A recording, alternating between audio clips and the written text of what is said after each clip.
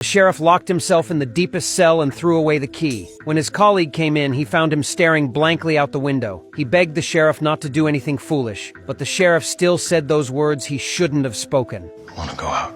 No one who had ever uttered those words had survived. In this future world, humans lived 5,000 feet underground. There was a special rule. Anyone who said, "I want to go out," would be forcibly sent to the surface to perform cleaning duties. Everyone previously sent to the surface had died from the toxins that supposedly filled the outside world. Yet the sheriff fearlessly spoke those forbidden words. His decision stemmed from his wife Ellie's mysterious death 3 years ago. That day, Ellie had shouted in the cafeteria that the outside world was actually beautiful and thriving. The ruins everyone saw on their screens were deliberately altered images. The purpose was to keep people imprisoned underground, never thinking of leaving. When no one reacted, she uttered the forbidden words.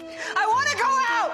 As the sheriff, her husband had no choice but to personally escort her to the surface. The bunker residents watched Ellie's exit via live broadcast. After stepping outside, Ellie wiped the bunker's camera lens with wool. Everyone excitedly thought the outside world might finally be habitable. But to their dismay, Ellie collapsed after taking just a few steps and never moved again. Once more, people's hopes were crushed. However, only the sheriff knew that Ellie had told him before leaving. If the outside world was livable, she would turn back and wipe the camera. Her death must have had another cause. To uncover the truth, the sheriff also spoke the forbidden words. The mayor fitted him with a protective suit and sent him out. He climbed the long stairway leading to the surface. When the bunker door opened, he was astonished by what he saw. The surface world was indeed beautiful and flourishing, just as his wife had described. There were even birds flying in the sky. Desperate for the bunker residents to know the truth, he ran back toward the entrance and wiped the dust from the camera with wool.